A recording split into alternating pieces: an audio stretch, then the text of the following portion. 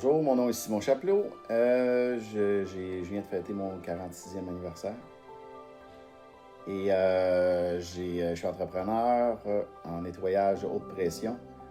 Je suis conseiller municipal aussi depuis 2019. J'ai 3 enfants et voilà.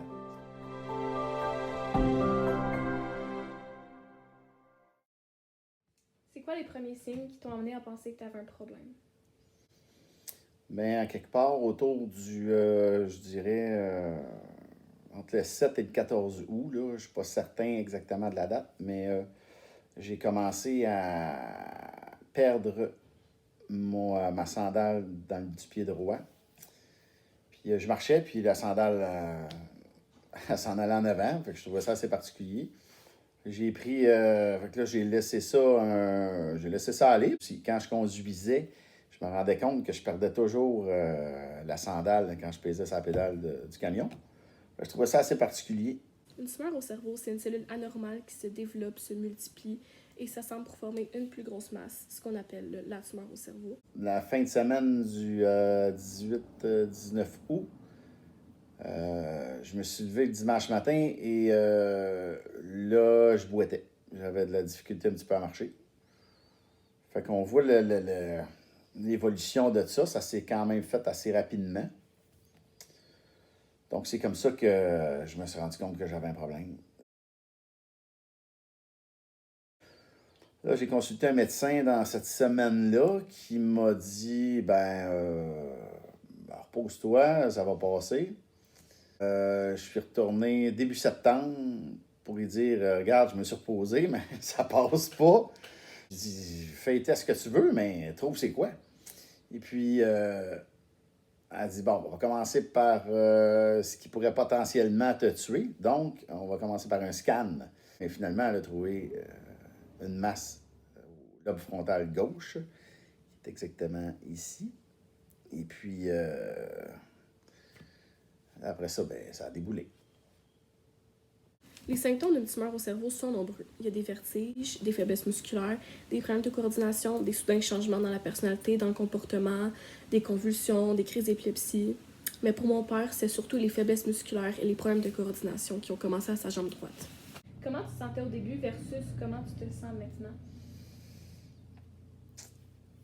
Bon, le 31 août, j'ai passé le scan. Ensuite de ça, ils m'ont dit, va, exemple, au premier étage, va attendre là, on va te donner les résultats. Et j'ai attendu là environ 1 heure. Et au bout d'1 heure, l'infirmière est venue me voir. Elle a dit, il faudrait que tu te rendes au 5e étage pour rencontrer la médecin. Là, à partir de ce moment-là, j'ai compris qu'il y avait peut-être quelque chose. J'étais nerveux. Et là, elle m'a dit, on a trouvé une masse d'environ 2 cm par 1,7 cm située là. Puis là, j'ai eu un frisson dans le dos. Fait qu'elle m'a expliqué, elle a dit, garde, c'est ce qu'il y en est. Elle a dit, t'es-tu correct de t'en retourner? Je suis sorti, j'ai appelé ma conjointe. Et puis, pour lui annoncer ça. Puis, elle n'en croyait pas ses yeux, elle n'en croyait pas ses oreilles, parce que c'était assez spectaculaire comme nouvelle. Donc, ça a été un choc assez important au départ. Après ça, on m'a annoncé, j'ai rencontré mon médecin de famille qui m'a dit, ah, regarde, ça regarde pas bien. Rencontre le neurologue à Trois-Rivières. Une semaine plus tard, il me dit, ah, ça regarde pas bien. OK, je dis, OK. On espère que c'est des métastases parce qu'un cancer au cerveau, c'est pas reposant. Fait que finalement, ils disent, on va te faire une biopsie. La biopsie dit, non, coudonc, c'est pas des métastases. Et là, tu sais, mais depuis, je dirais, depuis ma rencontre avec le neurologue à Trois-Rivières, Dr Chatillon, je vois ça, chaque nouvelle, je les vois comme une bonne nouvelle. J'ai vraiment changé d'état d'esprit pour laisser place à qu'il y a de plus positif. Oui, les médecins, oui, la médecine, c'est clair, ça c'est très important, mais l'état d'esprit, d'après moi, est tout aussi important. Puis chaque jour, je me pose la question, comment ça va se retourner à mon avantage, cette aventure-là? Parce que je sais que ça va se retourner à mon avantage. Explique-nous le principe de ta chirurgie. Ce qu'on m'a expliqué, c'est qu'il va y avoir une couple d'intervenants dans le bloc opératoire. C'est-à-dire que pour la partie où ils vont vraiment ouvrir, puis décaloter, si on veut, là, je suis endormi. Ensuite de ça, ben, une fois qu'ils vont avoir retiré la masse de là, ils me réveillent ou je vais être encore gelé au niveau de la tête pour ne pas sentir de douleur, effectivement. Mais là, il va y avoir l'orthophoniste qui va me parler, qui va me poser des questions. Ensuite de ça, elle va me présenter des images. C'est quoi ça, exemple? C'est pour me faire parler puis voir si mes fonctions cognitives sont toutes en force. Puis, ça va être particulier comme moment à vivre, ça, l'opération. Mais ensuite de ça, ben, ils vont me garder, ils m'ont parlé de 3 jours, 3-4 jours, je ne sais plus exactement.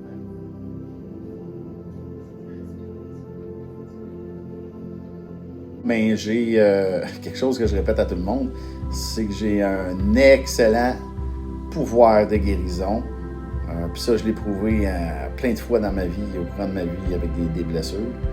Je guéris plus vite que la normale.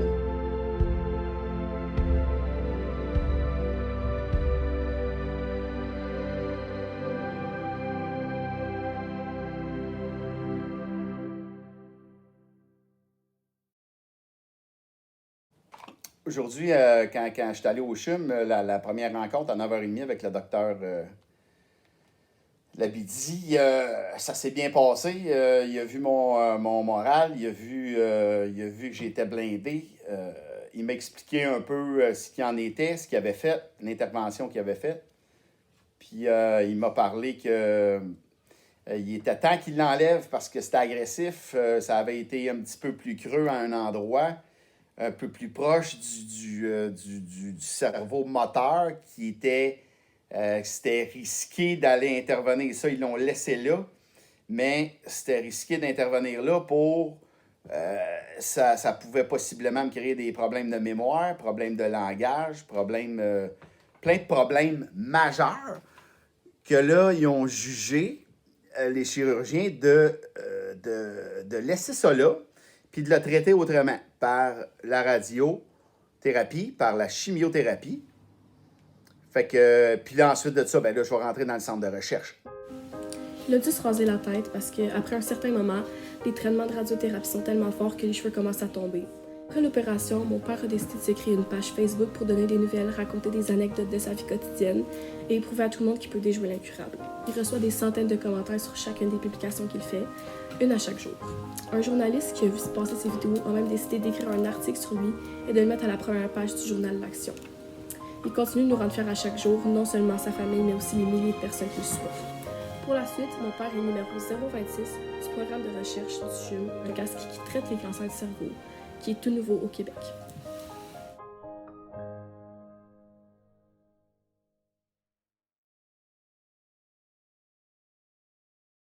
Il y a une certaine chaleur au niveau des électrodes.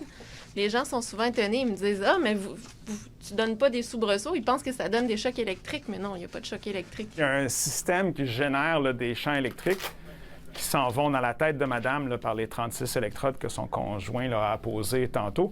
Puis ce champ électrique-là fait que les cellules cancéreuses qui tenteraient de se diviser sont endommagées puis ils viennent qu'à se suicider. Le plus on la porte, le plus il y a de bénéfices.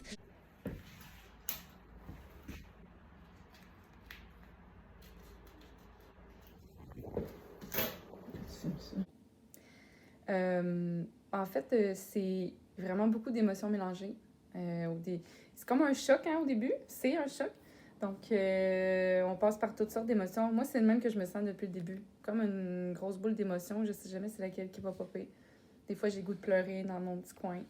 Des fois, je suis super positive puis je me dis que ça va bien aller. Des fois, je suis en colère. Des fois, j'en ai comme là aussi, parce que c'est dur, puis ça demande beaucoup de patience, beaucoup de tolérance, beaucoup d'espoir aussi. Fait que je trouve que c'est ça, c'est beaucoup d'émotions mélangées. Mais heureusement, on est vraiment hyper bien entourés, puis ça, je pense que c'est vraiment essentiel pour passer au travers d'une épreuve comme ça. Mais c'est vraiment extrêmement difficile d'accepter tout ce qui se passe, parce qu'on passe d'un père qui était très actif, qui travaillait, puis qui revenait le soir, puis qui travaillait tout le temps, à un père qui maintenant, il est tout le temps à la maison, puis il y a de la misère à marcher, de la misère à faire plusieurs actions du quotidien que avant c'était normal, puis jamais j'aurais pensé que mon père à 46 ans soit plus capable de faire ça. Fait que c'est vraiment difficile à ce niveau-là. C'est sûr que ça fait peur, vraiment peur, parce qu'on sait pas qu'est-ce qui va se passer par la suite. On sait jamais comment ça peut finir un cancer. Mais je suis vraiment reconnaissante parce que j'ai plein de bonnes personnes autour de moi, puis autour de toute la famille, en fait, des amis, la famille, vraiment, c'est très important. Puis je pense que c'est ça qui nous aide à passer à travers de chaque jour, puis d'avoir encore, tu sais, de garder l'espoir, puis de garder toute notre... la confiance qu'on a, puis espérer que ça redevienne comme avant. Fait que... mais je pense que... Oui, bonjour. Je me présente, Jonathan, un des meilleurs amis à Simon Chapelot, qui présentement lutte pour un cancer du cerveau. Simon, on se connaît depuis l'âge de, écoute, quand même très jeune. On s'est rencontrés, on était début, pas loin de secondaire, puis on n'a jamais arrêté de se tenir ensemble. C'est sûr que on a vécu des affaires ensemble, tout ça. C'est sûr que d'apprendre une nouvelle comme ça, le mot cancer, on n'aime pas ça. Oui, c'est vrai que ça l'affecte. Ça a été dur, comme on dit, emballer la pilule.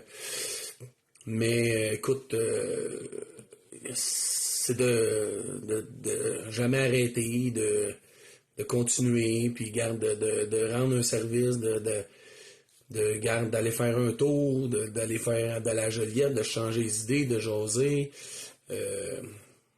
Ça fait du bien, ça lui fait du bien, ça me fait du bien aussi. Puis, on a encore d'autres bons moments à vivre.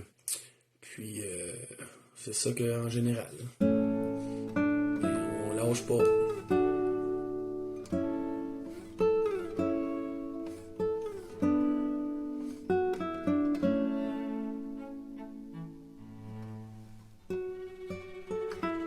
Hier, je me suis levé avec une idée derrière la tête, c'était d'être capable de marcher avec ma canne, seul, sans supervision, en étant capable de me tenir avec mon équilibre. Puis, tabarouette, j'ai réussi. Il y a une couple de jeunes, des gars, des filles qui sont venus me voir, tu sais, puis des ados, ça faisait drôle de les entendre dire « Hey, on écoute des vidéos, on trouve inspirant, on trouve ça hot. » Il y en a un qui me dit « J'écoute plus YouTube, je regarde juste tes vidéos. » Bon. Lâche pas, Simon, on t'aime! Lâche pas, Simon, on t'aime! Salut Simon! Maman, papa, On avait un message pour toi aujourd'hui. on t'aime, on t'apprécie. Lâche pas. Passe une belle journée. Salut! Bye. Bye. Allô, Simon, avec ta force de caractère, nul doute que tu vas passer à travers. On t'aime, le beau-frère! Ciao!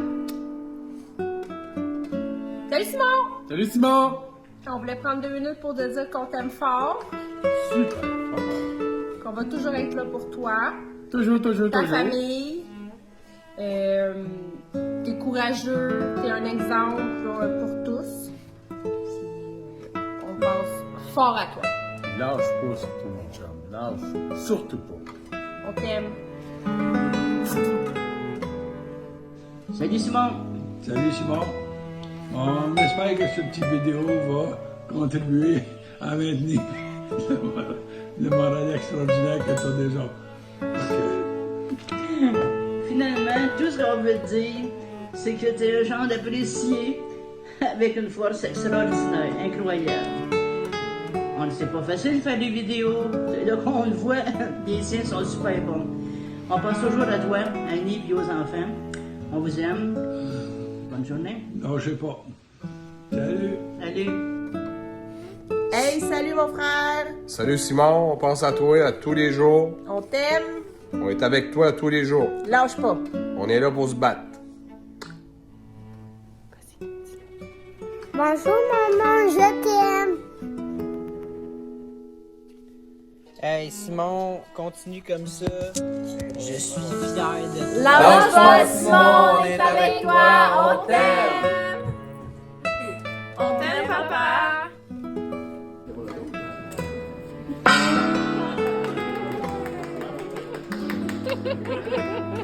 Ça a été